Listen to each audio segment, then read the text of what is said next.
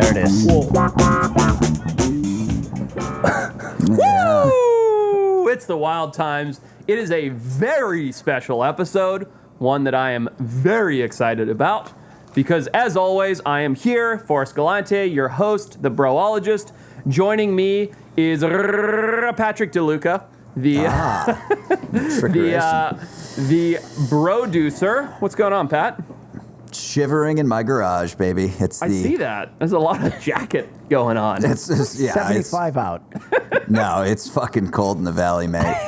Yeah, but you see, I'm there. It's 75. I love you. It's -5 because in Southern California, neutral is 80 degrees. So right now it's -5 in Los Angeles, which is terrible. That's horrible. All right, moving on from the weather, the one and only, the guy who is the glue to this podcast, Mr. Ritep, the professor, PhD'd in podcasting. What's going on, Peter? Stay golden, my friends. Nothing.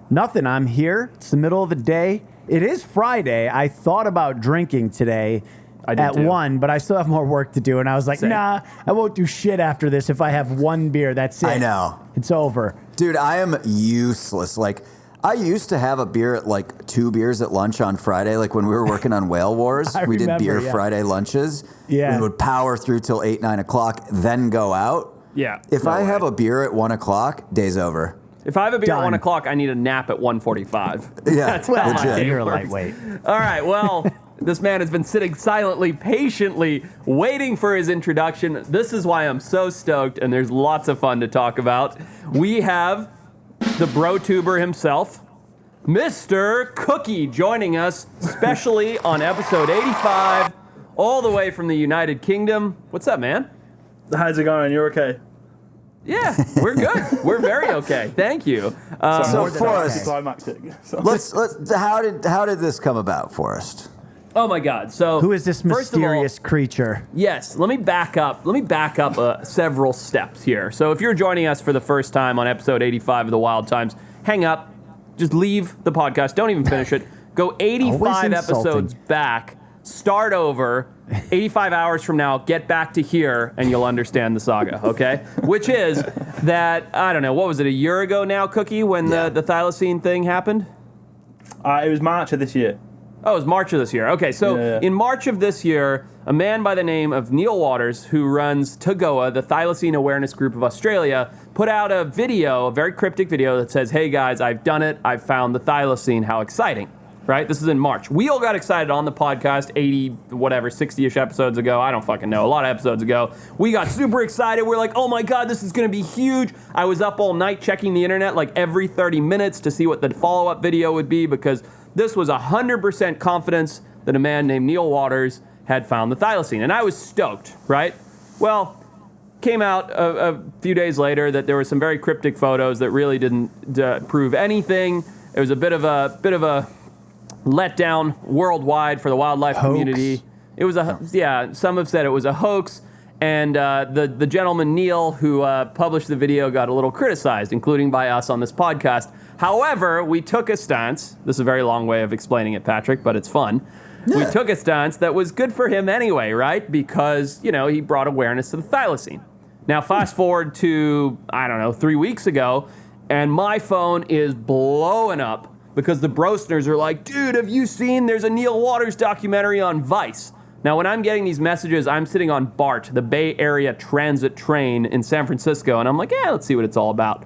Straight away, went to Vice, watched the whole thing from my phone on the train, and that was basically a 45-minute fluff piece on this guy, right? This Neil guy that was like the same thing that I said initially, which was like good for him. At least he's bringing awareness to the thylacine.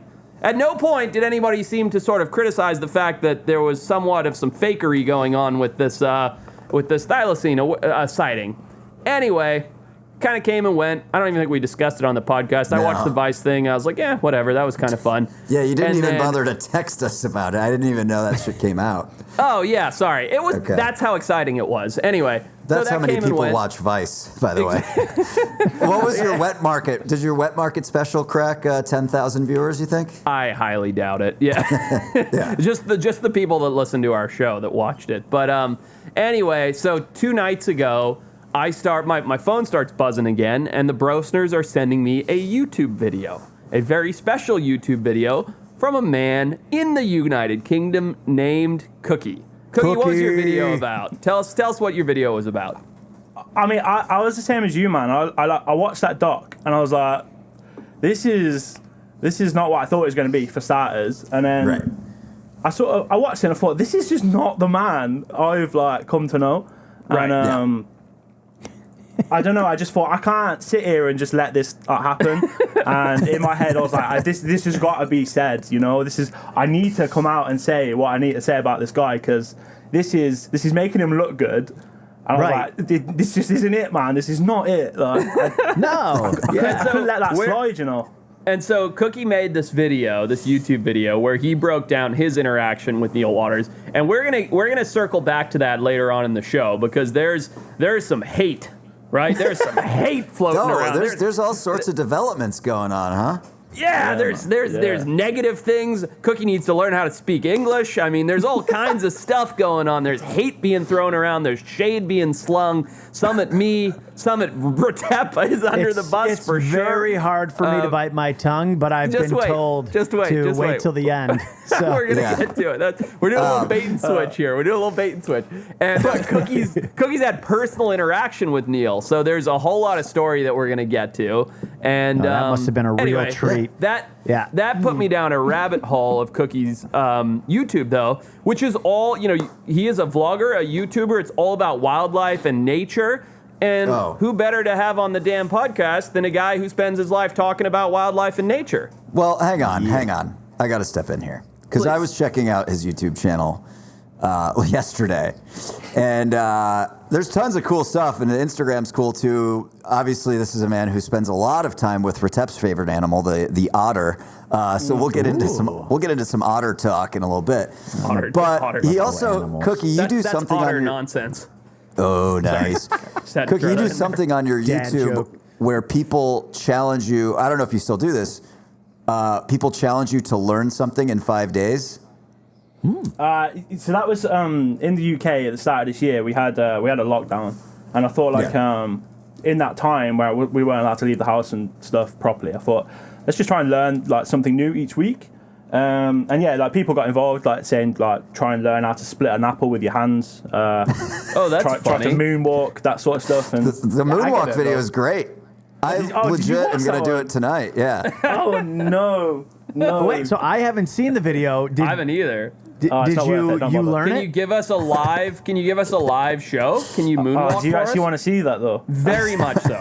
It's not my good God. though. No, you don't Right. have to. So if you're listening on iTunes or any of the other podcasty places, we have a YouTube channel. We are about to see Cookie, the famous vlogger, animal vlogger, moonwalk. Well, let's see it, Cookie. Let me man. take some pressure off him by saying this.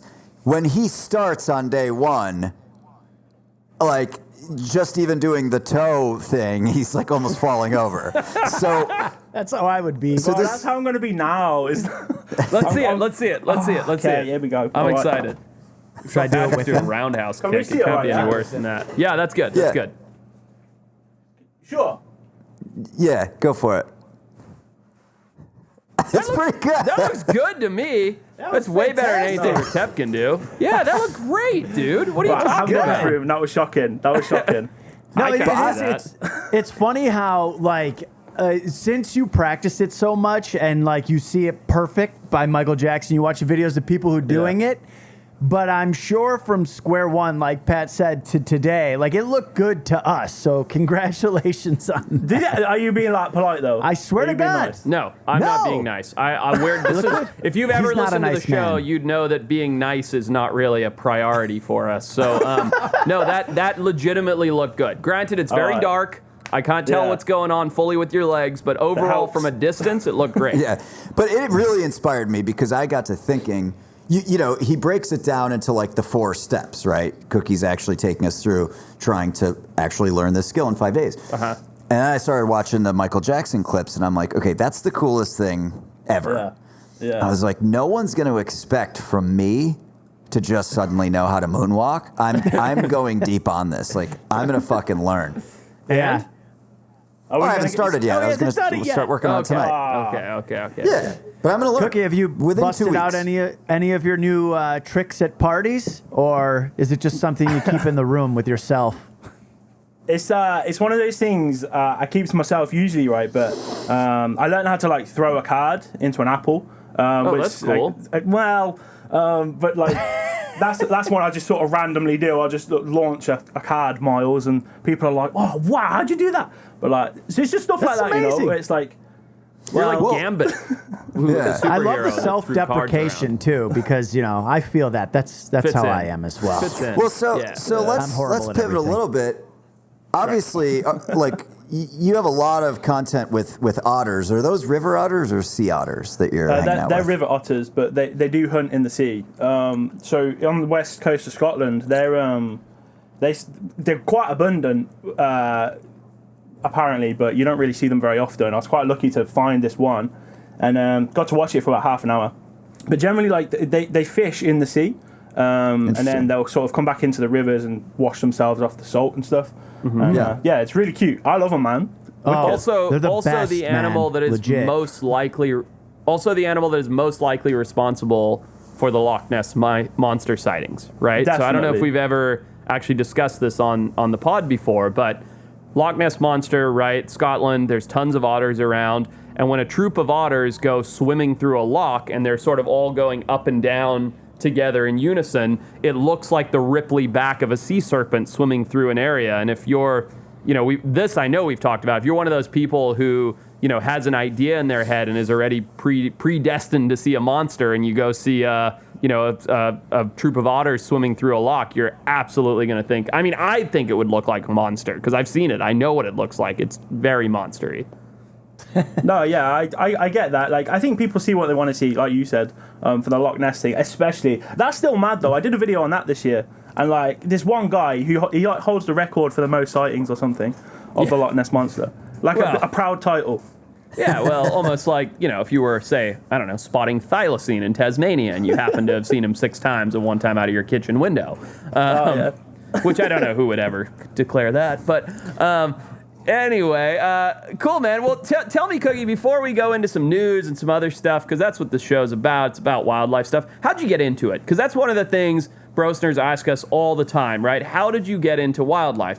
You're living in the United Kingdom, you're which is not exactly the most wild of jungle places. Like, how'd you get into the wildlife scene? Like, what made you fascinated? How did you decide to do YouTube? Tell us your story. As a kid, it was Steve Irwin. For me, I've heard of him. I had a fascination with Australia, and then obviously he came with that, and I don't know, his passion and enthusiasm, and just like innocence, I suppose, to it all, sort of drew me in, and then I think ever since then, really, I've just been interested in like animals, and I prefer animals over people. So it's like, how do you, like, without trying to sound like mad or anything, I just like I've got 4 dogs, and they're my best mates, So it's just prefer animals, innit? Easier to get along with than that. So that's for sure. As a kid and stuff, just grew with that. And as the YouTube came about, it's sort of like, I don't know, like, I've always enjoyed creating content. So in school, I actually used to make like Call of Duty montages, right? Because it was the thing to do back in those days. But as I got older, I thought like let's be a personality and sort of get what I enjoy doing across. And then in the last like year or so, it's turned into like a wildlife thing, and it's actually like it's quite weird, right? Because I've got a series on my channel. It's called Animal Anomalies, and this is heavily inspired by Extinct or Alive. So, nice. Cool. Thank you. Yeah, it's sort of full circle. So that's quite nice. That's awesome, man. Yeah, that's really cool. You go on. Sorry. Oh, I was gonna say, you go. Our Brosners are sick of listening to me. They're done. Yeah. Well, I was gonna say like with that, like I watched the show and I was like, oh, this is sick. Like I was like, this is so cool, right? And I thought, how can I adapt that? And you said a minute ago about the UK, like being like quite barren of wildlife, and it is. It's shocking. It's proper bad. But there are like certain things here that are like, what's that doing there then? So we've got like a population of scorpions. Okay, I didn't know down that. in the south. Yeah, so that's a weird one. Introduced or they're native? So they're non-native. They're yellow-tailed scorpion. So they're from Europe, and it's thought that they came over like on masonry ships like a couple hundred years ago or something. Yep. There are wallabies knocking about. What else we got? Yeah, we got some wallabies in Scotland. And there are some in England. Of course you do. You got wallabies in Scotland. Like when I think wallabies, I think Scotland. Isn't it literally the polar opposite of where we all know they're from, which it would be like New Zealand or Australia as far as weather and environment goes? Definitely not New Zealand. Definitely not New Zealand. Well, listen, they're close to each other. Melbourne in the south of Australia is pretty god awful weather, which is kind of like Scotland. So that adds up. Yeah. Fair enough. Yeah, I mean it gets cold, but I think that they're in this like specific environment, which is it's almost like a temperate rainforest environment. It's quite interesting. Weird. Is there an idea of how they got there? Yeah, so this quite eccentric lady from like the 1920s or 1940s or whatever. She had this like private island. And she just decided one day, like, do you know what? I'm going to chuck a few wallabies on there. And they've been there ever since. Whether they've got off and, like, gone elsewhere, don't know. But that's the main, the one that everyone knows about in this country. Wait a minute. She did it. She did the thing that every single high school to 23-year-old boy has talked about, which is getting an island and putting your own set of weird animals that you want on that island. Yeah, she actually did it. Exactly. Yeah, it's the island of Dr. Moreau. You're like, I'm going to get an island. I'm going to splice a cheetah onto a horse. Right. And I'm just going to live there. And have a chores. No, it's I Nice can't tell you how many conversations, even now as an adult man, I've had with my friends about when one of us is a billionaire and we buy one of the California Channel Islands, and what are the 5 animals that you're putting on the California Channel Islands just to surround your little Eden house that you have to yourself? Because of course California would definitely allow that and sell the island, but.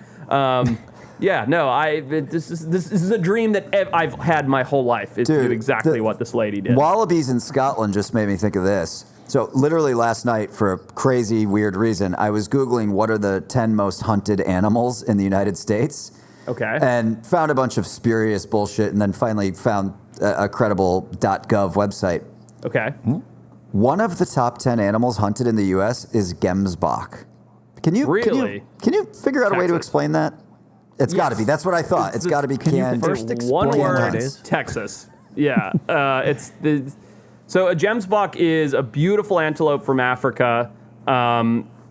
Texas is a fucking wild place, Cookie. I don't know if you know this. It's full of crazy people with too much money and a lot of land. And so there is every animal that you can imagine that you can find in Africa, India, Australasia, all running around Texas. And so I didn't know this, of course, but obviously there's gemsbok must be a very high priority for people to go hunt, and it must be in Texas. It can't be anywhere else. Right, but canned hunts, right? Private ranches that have just populated. Yep. High fence ranches where they've put 10,000 of them in several hundred acres or whatever. So it's like going to Whole Foods. It's not really like going hunting. It's right. Yeah, it's like Whole Foods with a rifle.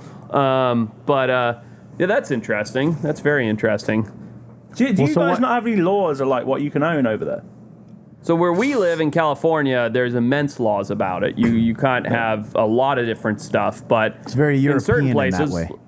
Yeah, but in certain places like Oklahoma, right, which is where all the Tiger King shit came out of, like, your sky is the limit, man. You dream it, you can have it. Like, you can go there. It costs the same to buy a tiger as it costs to buy an iPhone over there, by the way. It's like $1,200 to buy a tiger. That's and you can for just the like white roll tiger, down too. the street and grab one. No, it's nuts. Yeah, like you can do anything you like in Oklahoma. And that's why nobody lives there. So well, I've heard the stat, and I haven't personally gone and counted, but that there's more tigers in the state of Texas than exist in the wild. I've heard that as well. Yeah, I think that's true. I believe it. Well, at $1,200, I mean, if you grew up with like the cool guy in your neighborhood had a tiger, the first time you get up to $1,200, I'm like, you'd be buying a cub. Totally, absolutely. Cub before a car. Wait, real quick. So, what part of Scotland do you live in? So I live in England, but I travelled up to Scotland for that specific video. So I live in the centre of England. From a place called Coventry. You probably never heard it. No. Have you heard of Birmingham? Yeah. I know Birmingham. Yeah. Good. Right. Well, yeah, it's near there. So. Growing up in close proximity, because Scotland's part of the United Kingdom, right? Yeah. Yes. Okay. Being a little kid, like when I was a little kid, I was like, as soon as I can pay for my own vacation, I'm going to go find the Loch Ness Monster, right? Because you get captivated by this stuff. Being in close proximity to it, like, did you have a fascination with Loch Ness? Nah. I'm not into crypto stuff. Like, it's not my thing. I can't get on board with it. Like people, Not even when you were people 6? lump in the thylacine. Nah, I can't. I really can't. This is why. This is why he despises Neil Waters, because he's essentially Must be. I've never understood it though. Like, I put it in the same category as like ghosts and that. I just don't really, don't really understand it. Like, and I hate it when people like put. Ghosts are real. Yeah, careful. Peter's a tinfoil hat guy, so just heads up here. Not that I will bad. not go I mean, there, you don't can worry. say anything you like because we don't care about upsetting him, but just know deep down he's crushed. No, that is fair enough. So, Cookie, you like animals, yeah? Yeah.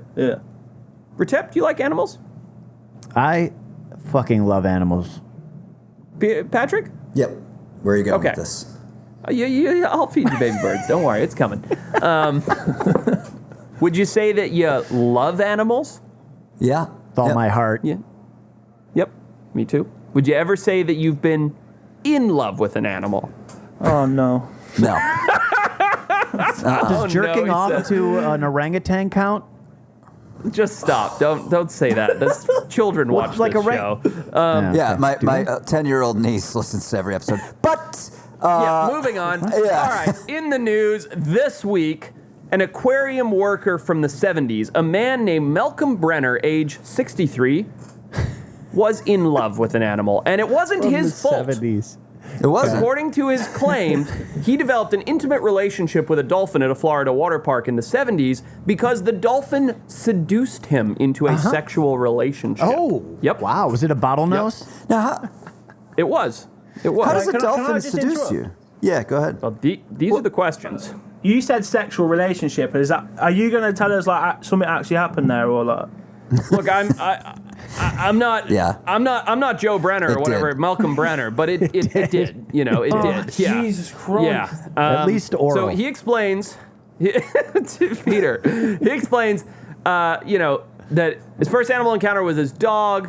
Everything, like, he didn't really like animals. Like, his dog was whatever. He later said that he was in the tank working with the dolphin, and I started rubbing her along her back, working my way to her flukes and her tail, and I was rubbing her and moving my hands toward her tail. Dolly, the dolphin's name, was slowly rolling around her long axis. Blah, blah, blah. He continued, at first, I discouraged her. I wasn't interested. But after some time, I thought if this was a woman... I can't even read this out loud. I can't either. Would I come up with these rationales and excuses? Oh man, I don't want to keep going. You get where this is going. No, though. You get it was when the where- park was closing. It was when the park was closing that we successfully eluded the male dolphin so we Yep. could spend some alone time. Yep, this is a direct quote, by the way. It's so no, good. listen to the next part. Hold on, man. I don't know if after figuring out the logistics and positioning, Brenner and Dolly's relationship became more personal than rubs and nudges. If you can't read between the lines here, yes, they had sex. Gross. God. It's Dolly disgusting. was eventually moved to another amusement park. She died a few months later. Brenner believes she committed suicide because she lost her love, which was this weirdo dude. Where So, can I that's read why- stories that real are quick. just this type of shit? That's all I want to read in the news. There's a picture of the guy, right? He's 63 now, and then there's Yep. photos of him and Dolly together when he was a young man. Yep. He's not like a fucking weird looking, like he looks like anyone's just like dad. Like he's like a well-dressed, well-kempt man telling this wild story. Thoughts? I'm not with it. I'm not with it. Of course not. I'm not with it. I mean, Cookie? Cookie, yeah, what are your thoughts on this sexual relationship between man and dolphin? Yeah, I'm not about it to be honest. It's not my thing. That he does look like a normal bloke as well, isn't it? Like, what's going on? So let's Yeah. break it down. Let's break it down a little bit. So scientists estimate that dolphins have approximately the intelligence of a 4-year-old child. Okay? I have a 2-year-old child, and he understands absolutely everything, by the way. So a 4-year-old, and granted, no 4-year-old should be having sex, of course, but a 4-year-old, that's a lot of comprehension, right? Yeah. They understand a lot. So the argument to be made here is that this dolphin is intelligent. It understands what's going on. It's an adult. It's not a child, but it has the comprehension of a human child. Did the dolphin make this choice? Was the dolphin in love with Brenner? That's Well, the that was question what I was we going have to say ask is, here. can a dolphin consent? It just sounds like a dolphin paedophile to me. Yeah, that's I agree. Kind of what I think that's what we're all getting here. Yeah, I mean, But can a dolphin consent? That's the big question. Well, I would say yes.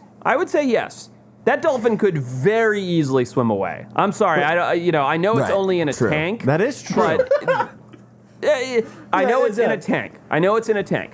But if that dolphin did not want to be rubbed, tugged, whatever else happened, it could easily flip its tail and swim away from Mr. Brenner.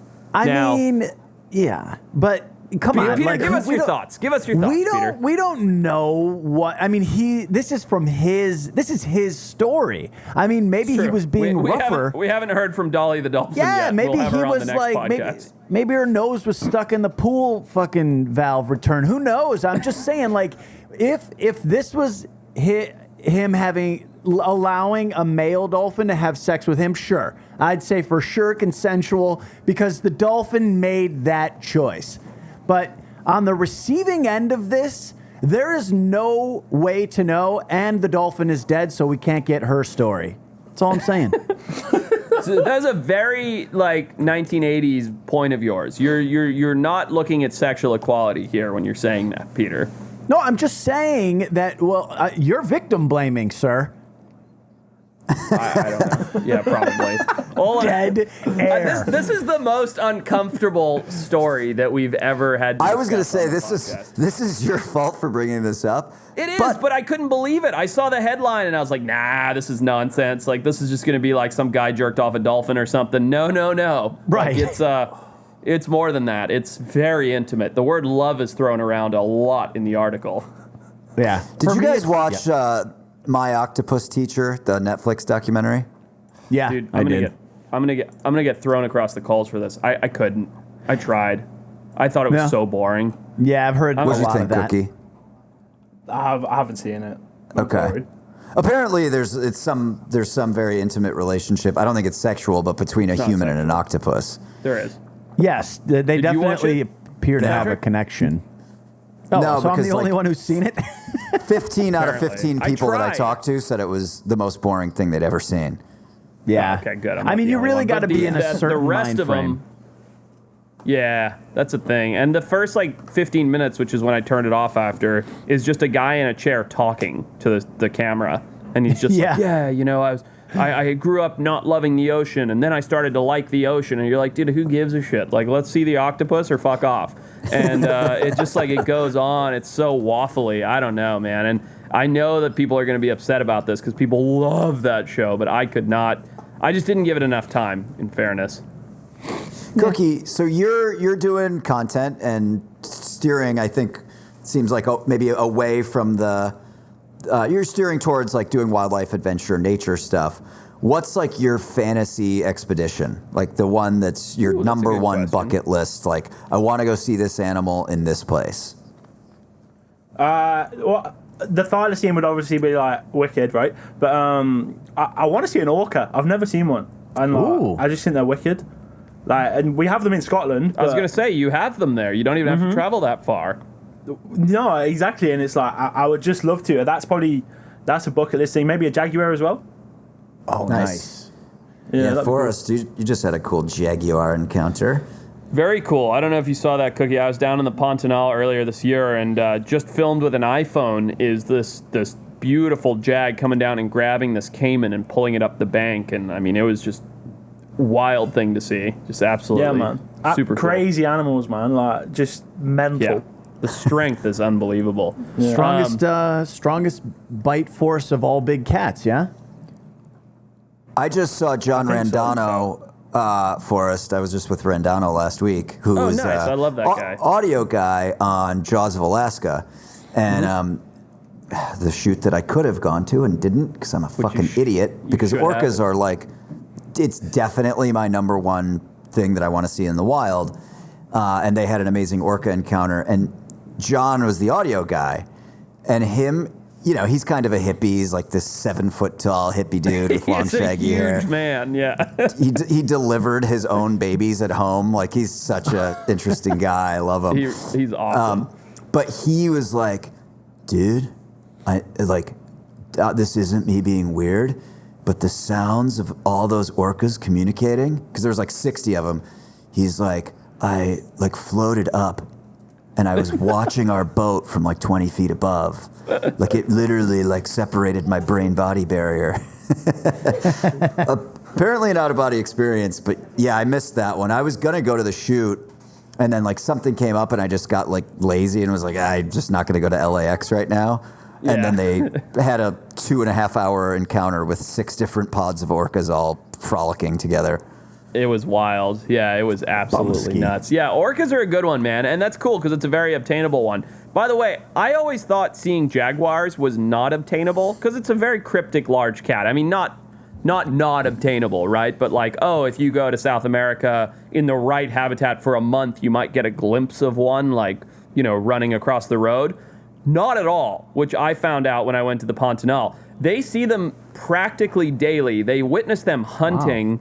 Wow. So you go to this area of the Pantanal, Porto Joffre, and you jump in a little boat, and they're just these little, you know, shitty like tiller drive speedboats, and you go up and down the stretch of river it's long, it's like a 15, 20 mile stretch of river, but every single day they're spotting jaguars hunting that river because the jaguars come down there to hunt caiman. So I totally, and this is coming from someone who understands quite a bit about like wildlife sightings, I thought it was like a fluke, like only if you get really lucky do you get to see one. If you go to the right area in Brazil, to the Pantanal, to Porto Joffre, and you give yourself 3 days, 4 days, I'd say it's like 100% that you're going to see a jaguar there. I mean, it's unbelievable how consistent it is. Would that be because it's like they just don't care? You know, like they're just like, actually, I'm the man of the house. It's a fascinating story. So jaguars the world over, I guess sort of central to Southern America, because that's where they range, were, you know, they are shy, they're cryptic, they're very rarely seen. They were prosecuted heavily because they were eating cows for cattle farming, especially in Brazil, which is a huge cattle nation. And this area in Brazil, in the Pantanal, well, one, there's just naturally a lot of jaguars. There was cattle ranching. Their numbers were driven down and down and down and down. A great group called Pantera started to conserve them, but only after what happened, which was that the Pantanal it's the floodplains of the Amazon, and so the fishing there is outrageous. I mean, it's just like the fishing's bananas. Like, you can't put a hook in the water without catching something. And so these fishermen used to go out and go fishing there commercially, and they would throw like their scraps and bycatch on this particular area of the bank. They basically all get together and clean their fish and, you know, probably drink a beer and smoke a doobie and throw out their fish. And sure enough, one jaguar at some point in time started coming down and nibbling on these fish scraps, and these drunken fishermen would start throwing the jaguar fish and feeding it basically. And the thing got more and more habituated until one guy basically was like, oh, we can do tourism out of this, you know, like we can bring people here to see this jaguar because people travel all around the world and spend months looking for a jaguar.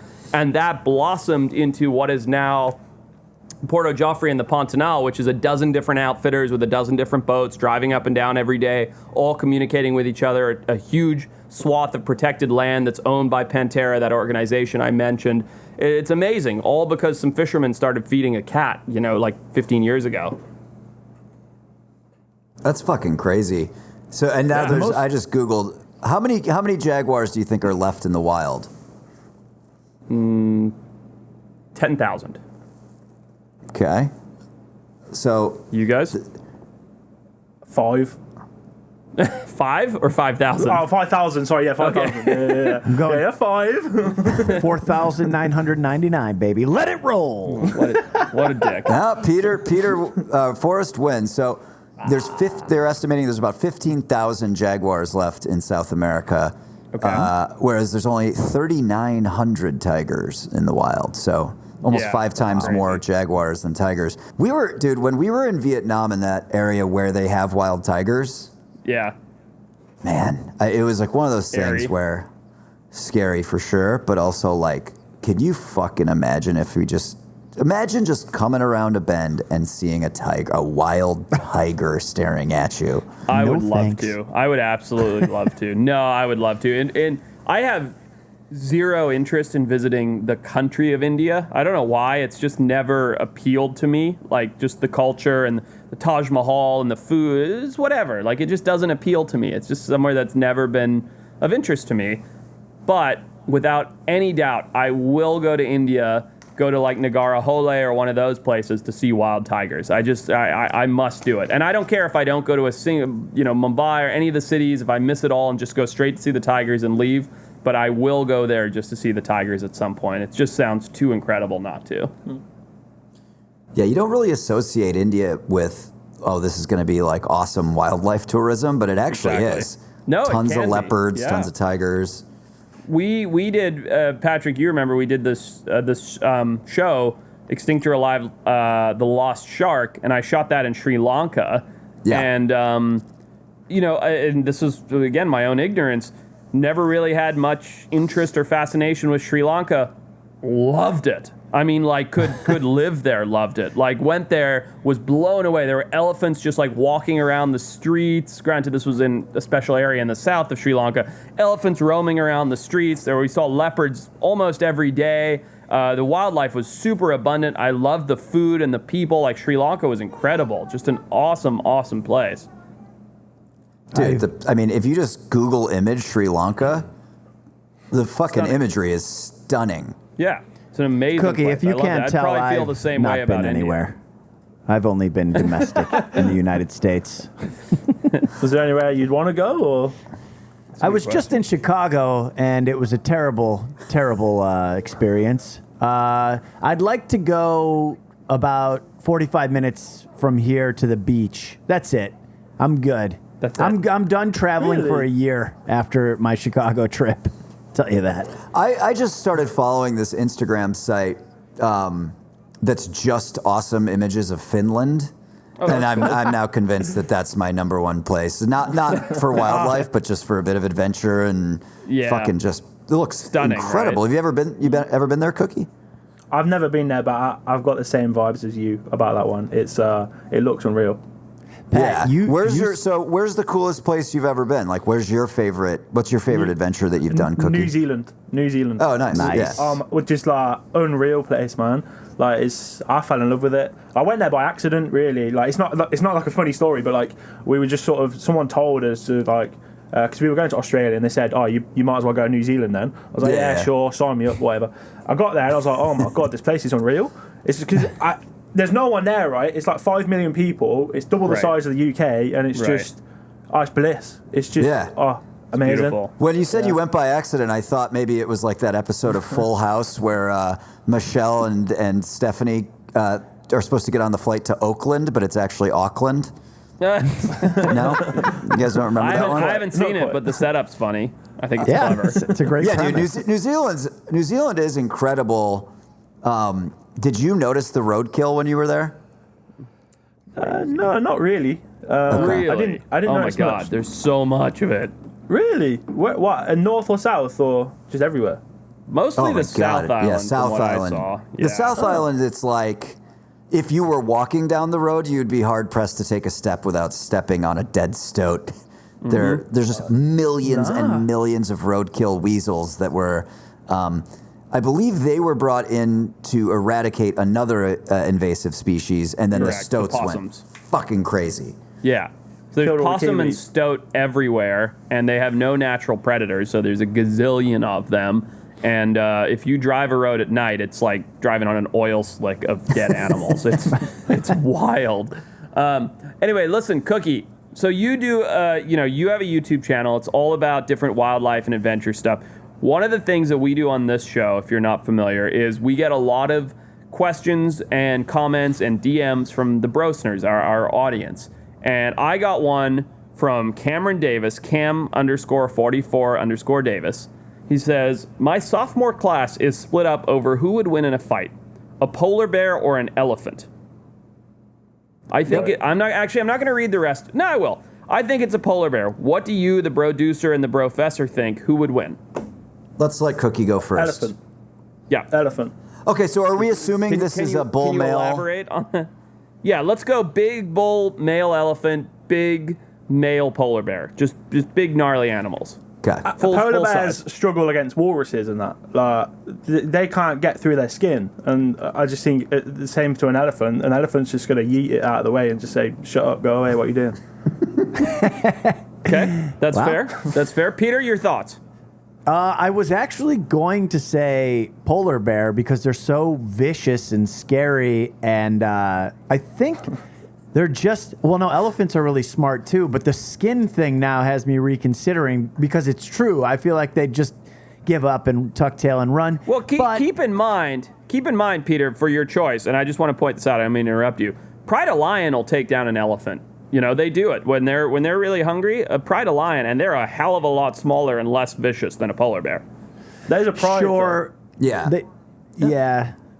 They're working in groups. I mean, but I'm sticking with polar bear just because I don't know shit, but they're vicious. They're brutal. I've seen those Coca-Cola commercials during Christmas.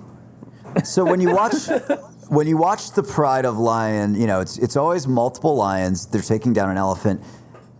I would say almost every video I've seen, it's either a mother elephant or a smaller juvenile elephant, and really, the way that they kill it is they have to get it on its side, right? They have to fell it in a way, right? Yep. They do that by biting the shit out of its legs. They're hanging off of it. There's always more than one of them. I've never seen a Pride of Lion take down a big bull male. Nope. I'm going to go elephant. Yeah, it's an easy choice, bud, for what was our guy's name? Cameron. It's elephant wins for sure. I know you say polar bear to your class. Nah, it's not even close. The size, the strength, I don't think that people, and polar bears are big, man. If you've ever flown into the Anchorage airport where they've got that mount of the largest polar bear ever shot, Patrick, you've been there. You know what I'm talking about, right? I haven't been into Anchorage. I've always flown in and out of Juneau. In the airport in Anchorage, they have a stuffed polar bear that was the largest one ever shot. I don't know if it was real or a replica. You stand next to it and you're looking up at this like 13, 14 foot tall thing, and it's like, oh my God, it's impressive. But that is like a speck compared to standing next to an elephant. I mean, they are just so massive.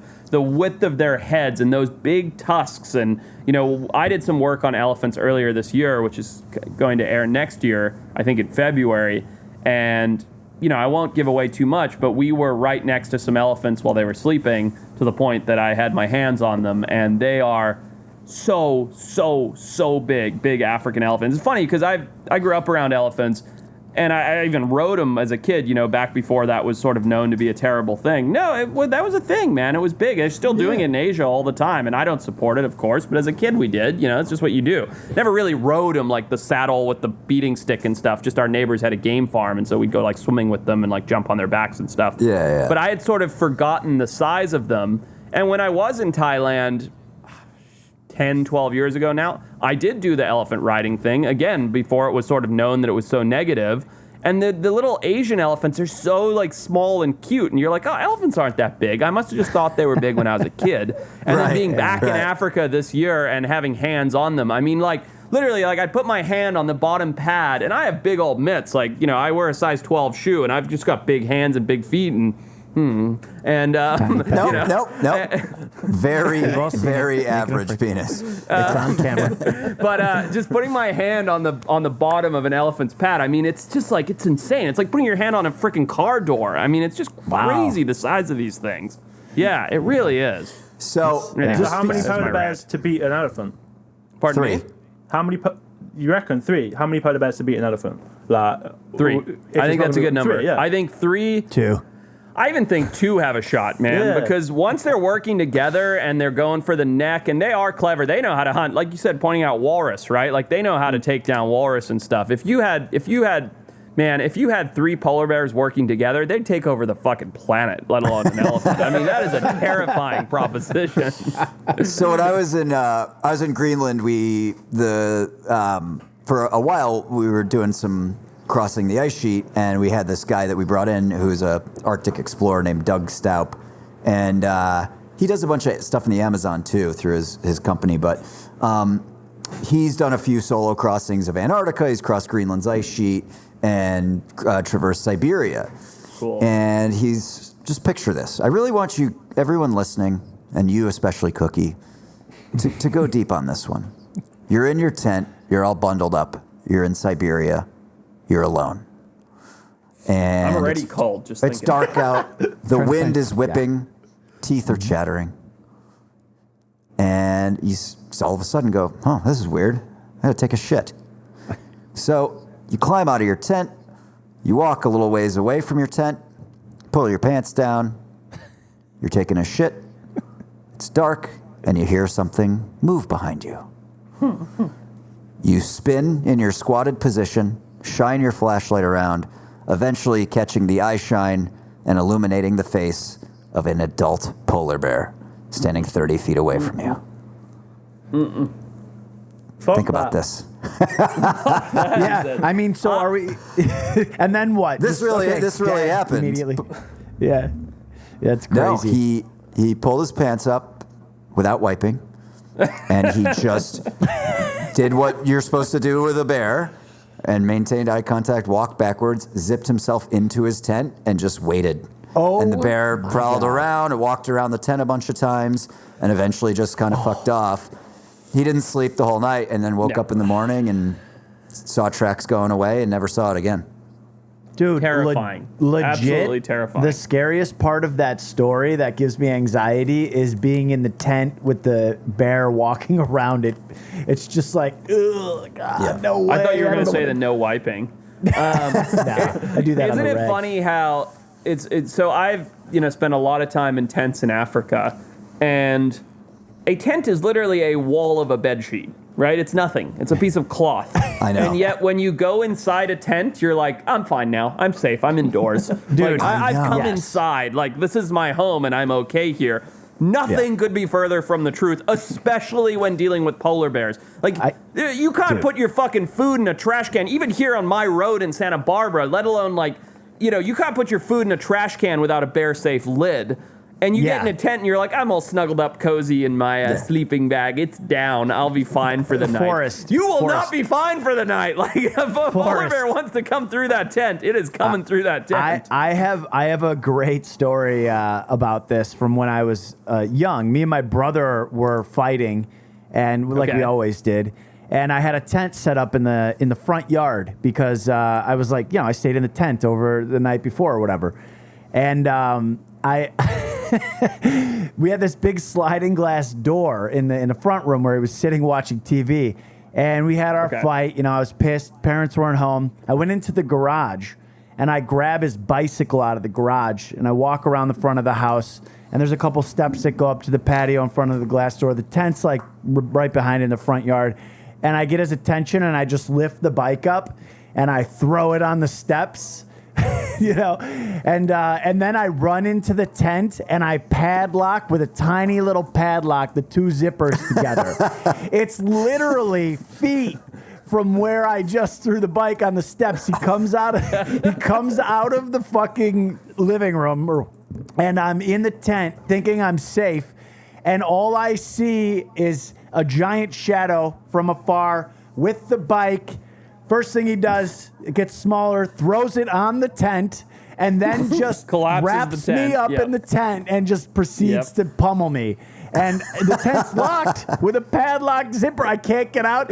Like, it's ridiculous. It was the most ridiculous thing ever in hindsight, Yeah, because you thought you were safe in the Thanks, tent. Tom. Now imagine if your brother was a polar bear that was hungry. We're getting kind of off topic, but I can't believe we didn't discuss this. You guys remember Jordan Mayshock? He came on the show, a good buddy of mine.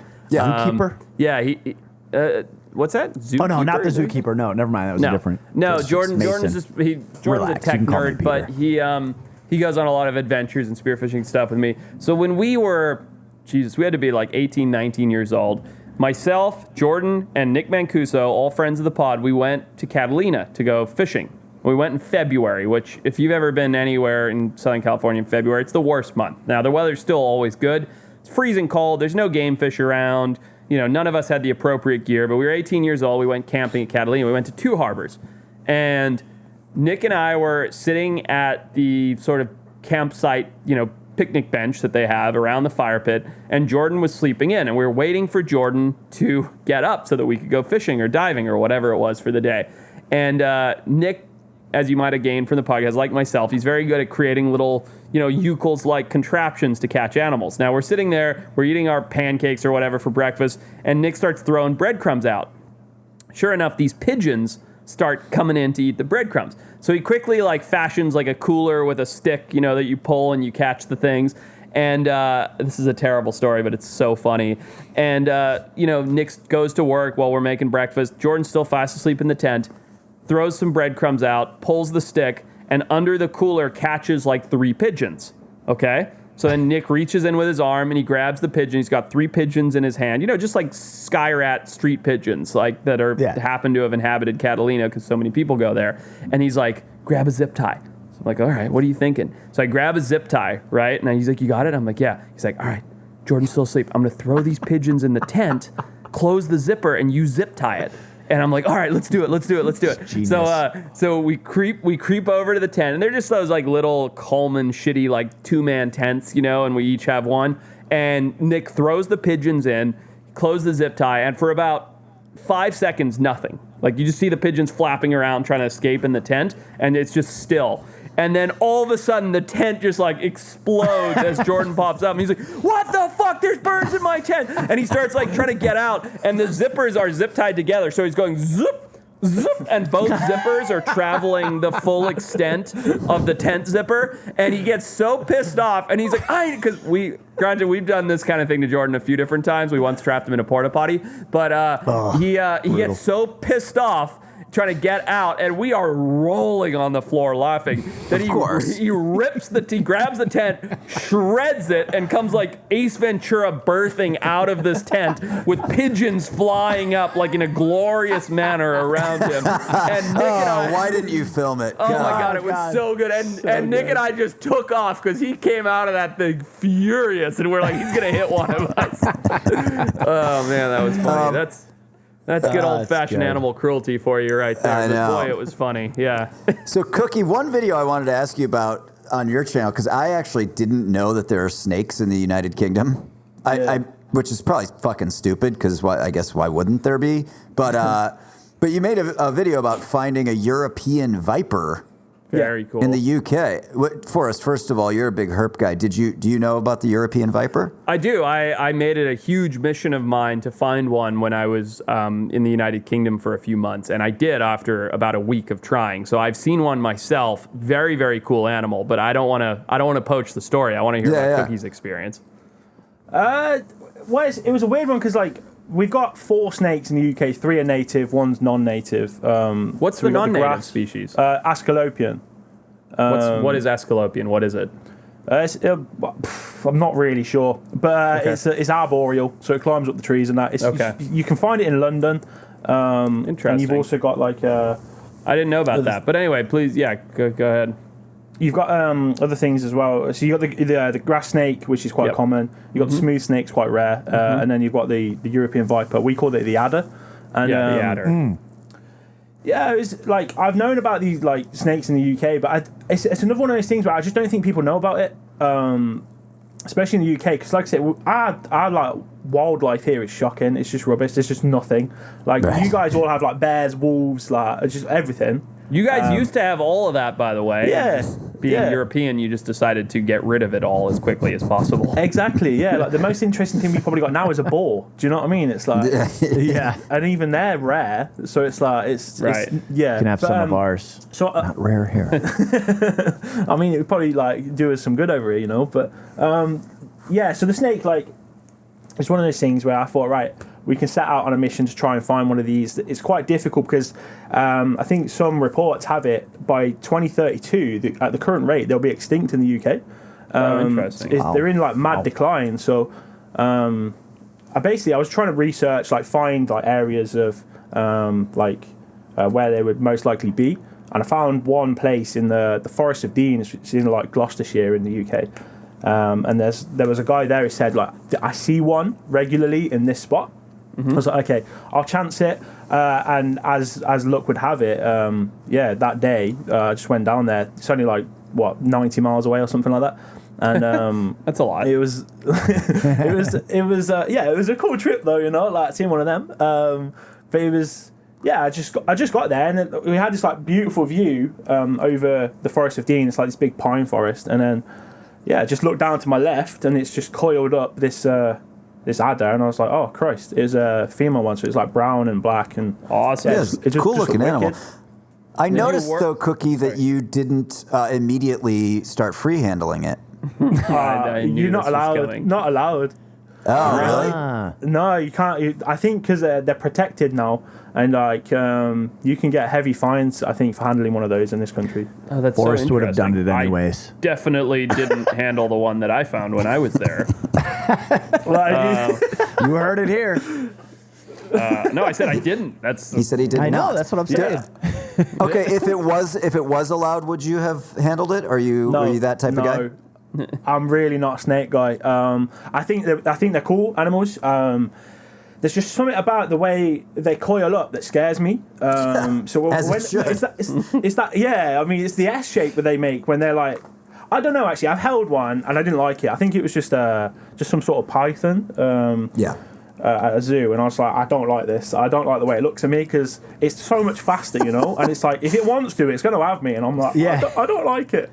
Yeah, Patrick, is that the same like experience Cookie. that you've had He's more when we like go me. on trips, or like when we went on that hiking trip? Remember that backpacking trip we did?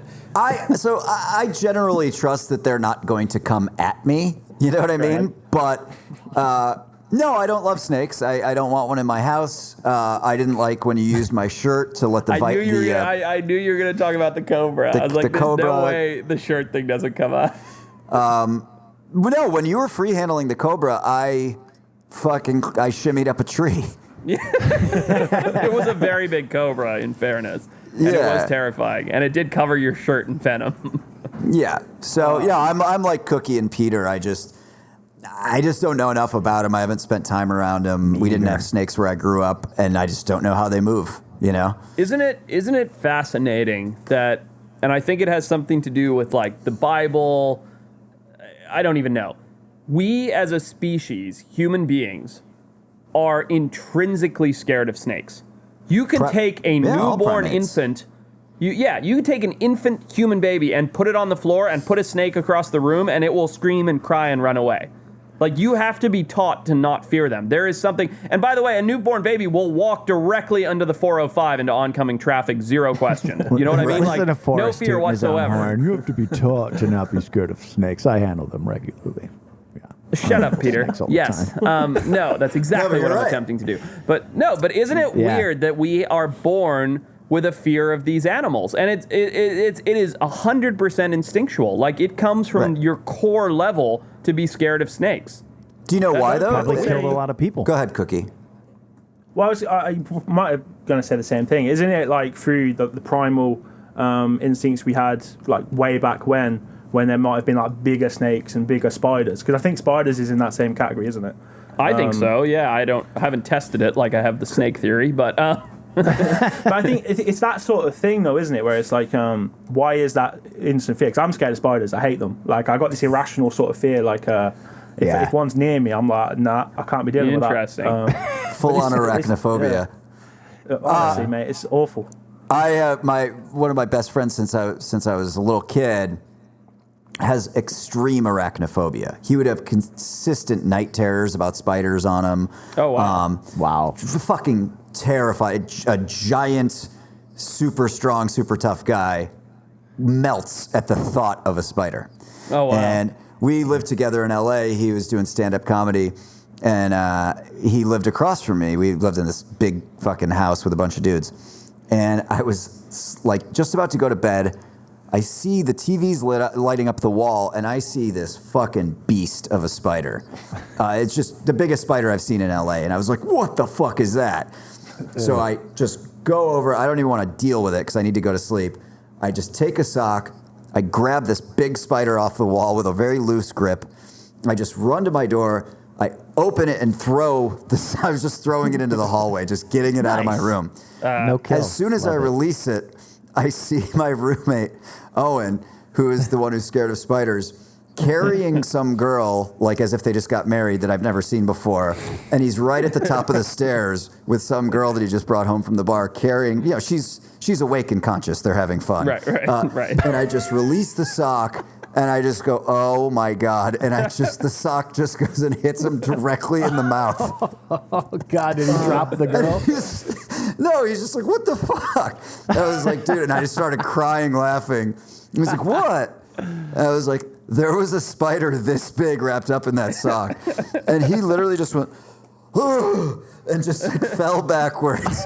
It was one of my favorite things that's ever happened to me. That's great. One of my favorite things that ever happens is about to happen on this podcast because, guys, I think it's time. Don't you? Oh boy. Let's do it. Here we go. To do the thing? I think I know what time it is. Do you know what time it is? For what? Oh yeah, baby. All right. Our production quality is so high. Oh, yeah. So, Cookie, here is our Brosner's favorite thing. We do something called the Battle Royale. It usually leads to arguments, almost always. Yes, for sure. Here's what we're going to do. We throw out a scenario, and then sometimes we do food, sometimes we build a cryptid, sometimes we do all sorts of shit. Here's the challenge this week. This is in your honor here. In your honor.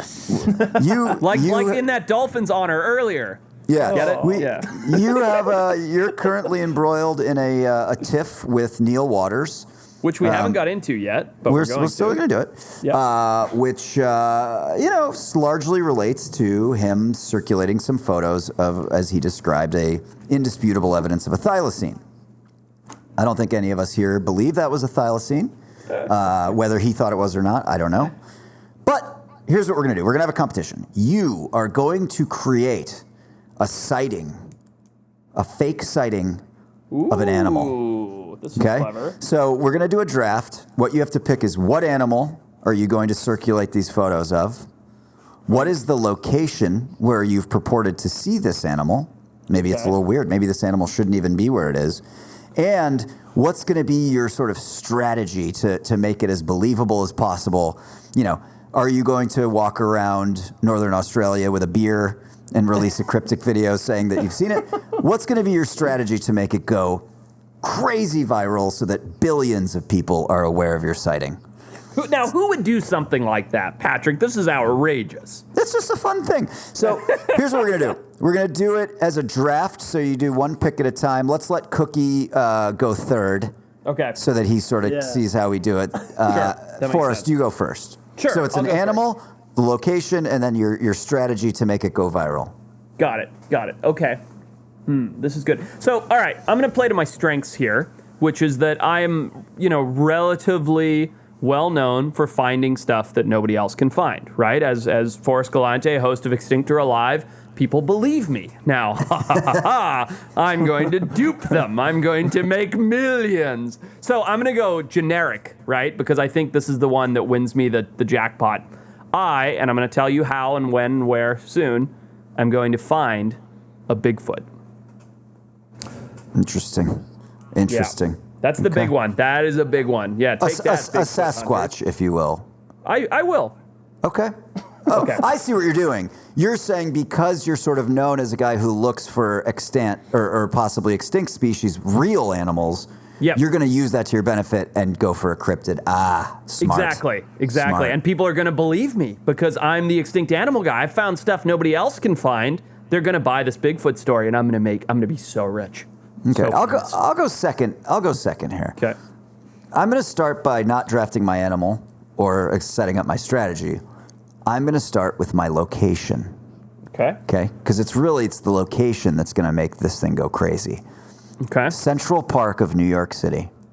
I need to say nothing. I need to say nothing else. You'll find out why later. Okay. Very good. All right, Cookie. Cookie, you're up. You can pick any of the yep. three to get started. Sorry, Patrick. Sorry. You can pick any of the three to get started. The animal, the location, your release strategy, however you want to do this. It can be real, cryptid. You get how it works. Okay. I'm gonna go for the ocean. I'm gonna find it in the ocean. Okay. Got it. Nice. Smart. Always believable, because the ocean is massive and we know very little about it. So I already believe that you've seen it, actually. Retep, you're up for 2.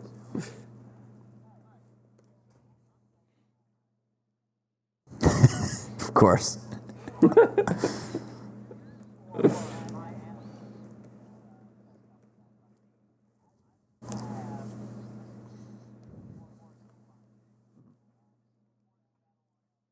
What a mess this already is.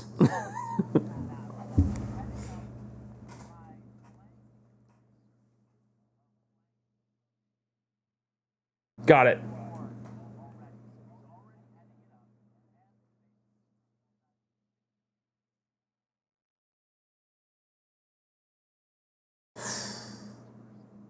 Okay. Okay, Clever. then one more. So what's your next thing? You do 2.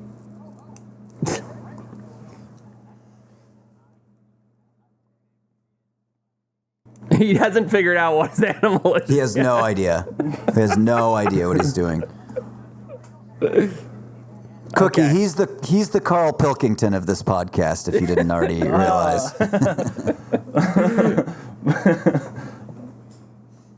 Shh.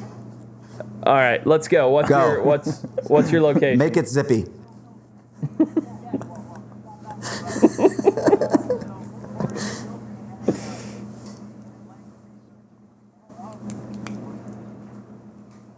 Just North America? That's your location? General.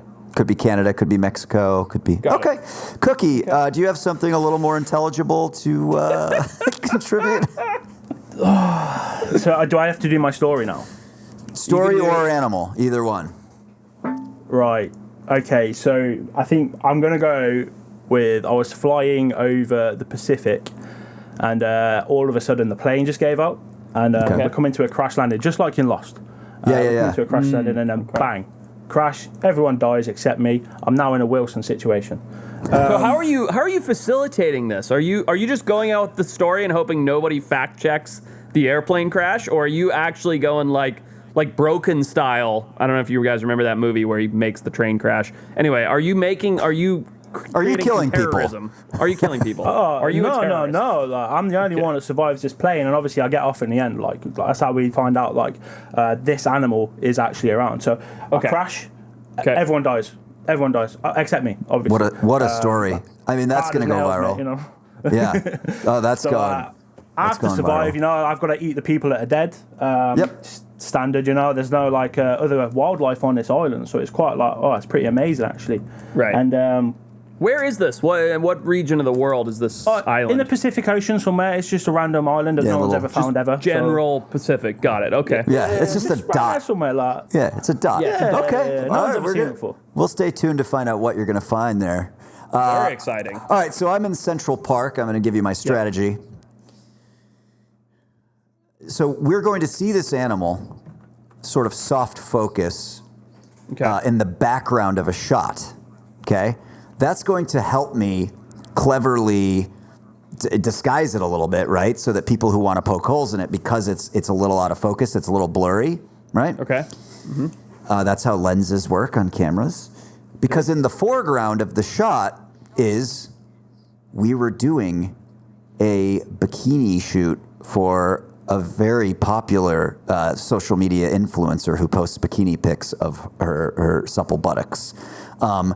So that is going to help it go viral because already we've got a huge audience. You know, we've got a girl in a bikini. Good.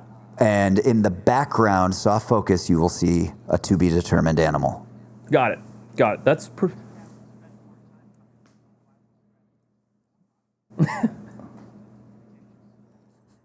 I just thought of one. Okay.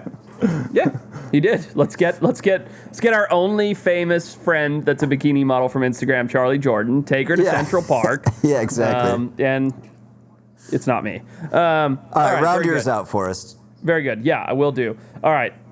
Okay, so I've got Bigfoot, right? People are going to believe it because it's me launching this. I'm saying I've got Bigfoot, okay? This is going to take place Bellingham, Washington, okay? It's very specific. I've never actually been to Bellingham, Washington. I don't know much about it. I know that it's up near the Canadian border. It's a coastal city. It just makes sense, right? There's redwoods. It's a small town. It's coastal Washington. It's where... We're on the outskirts of Bellingham, Washington. Also, when you say something like, oh, I saw the Bigfoot in Bellingham, Washington, instead of, hey, I saw the thing in North America, people actually believe you because you've given a specific location, Peter.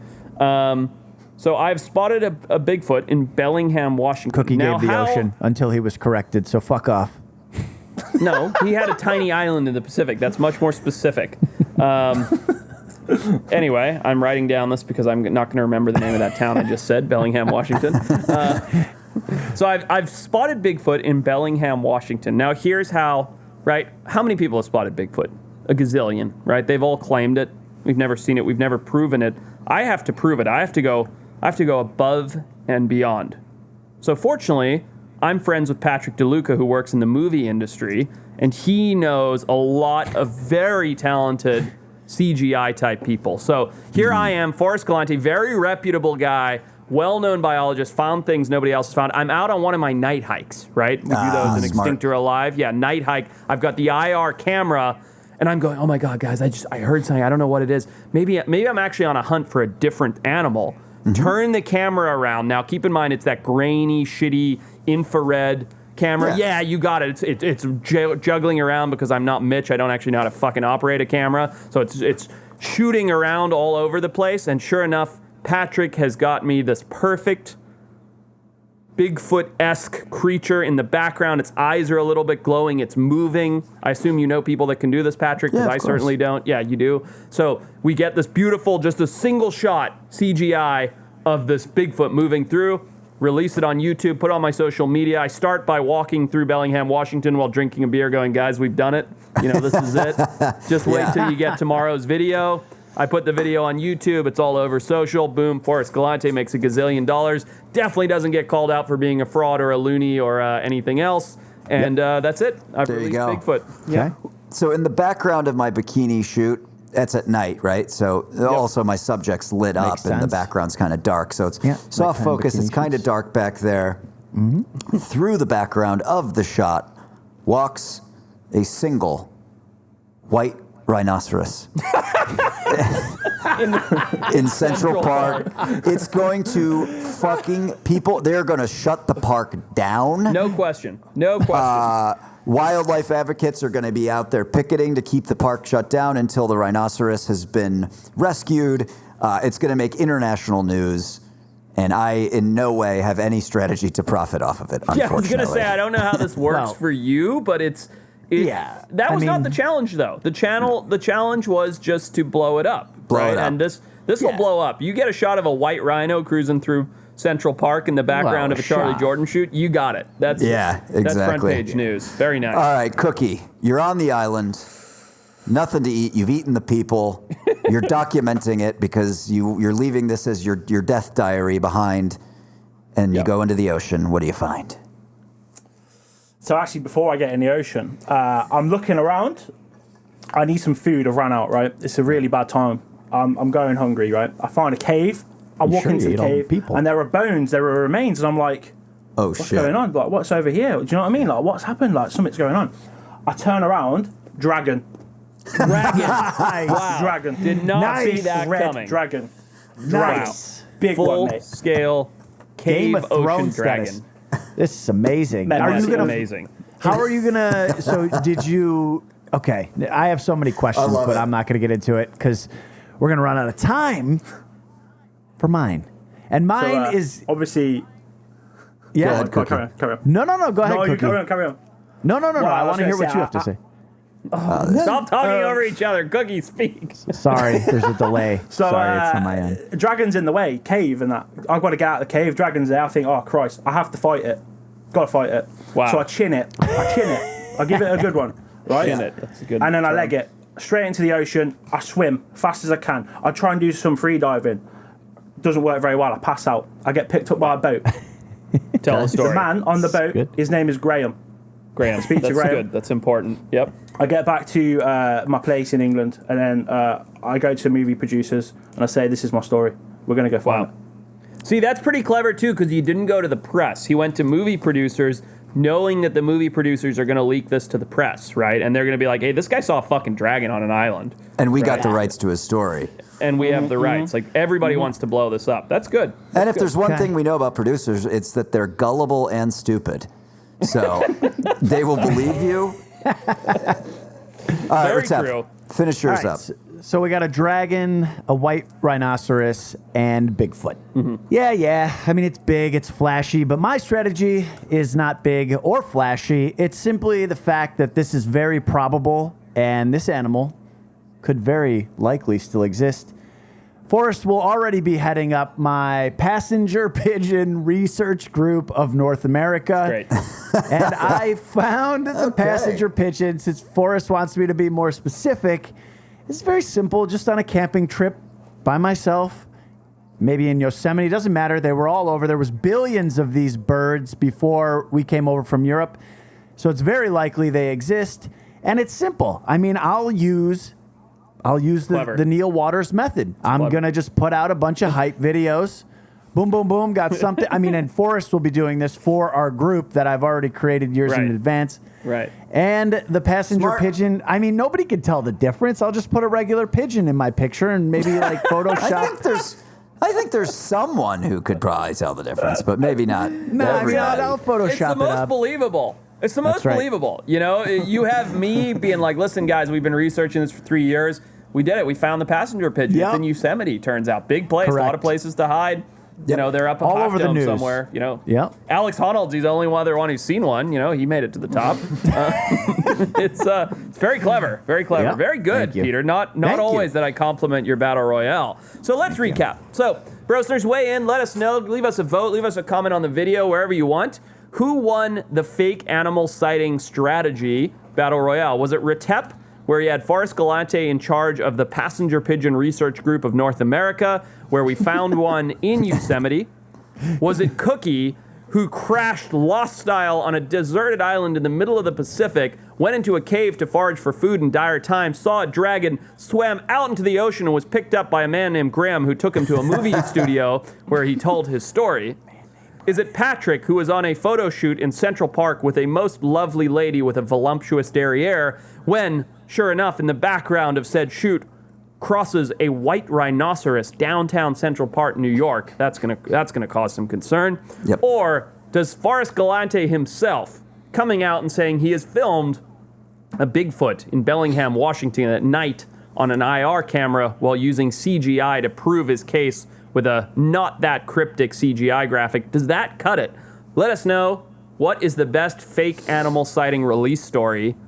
Or is it just Neil Waters and his thylacine? You guys weigh in. Let us know.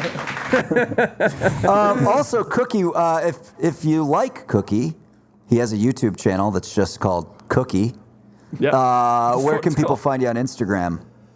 So Instagram, Twitter, anything else is Cookie6994, right? It's my birthday, but it's a random jumble of numbers to some people, so it's a bit annoying. But yeah, 6994, and you'll probably find me on anything else. Yeah, good Nice. follow if you like looking at cool videos of walruses, snakes, otters, or if you just want to see him challenge himself to throw a card into an apple. It's pretty good stuff. Should we get into the big thing though? Like the Yeah, exciting. do you have a few more minutes, Cookie, or no? Yeah, man, go for it. Yeah. Oh, shit. Hey everybody, we just did the craziest, most awesome podcast with Cookie, the YouTuber, all about the Tagoa, the Neil Waters, the thylacine sighting, and it got pretty personal, pretty nuts. There's some details that are going to absolutely shock you. Goes into the YouTube battle, Neil Waters' problems with me, some crazy stuff going on with the fight between him and Cookie and their battle, and we really go in depth on it, but didn't want to put it out here, didn't want to be slandering anybody publicly, so head on over to the Patreon, like, subscribe, do whatever you need to do to check it out. get some in-depth, behind-the-scenes look at the feud between Cookie, the Wild Times, and Neil Waters. Check it out. See you over there.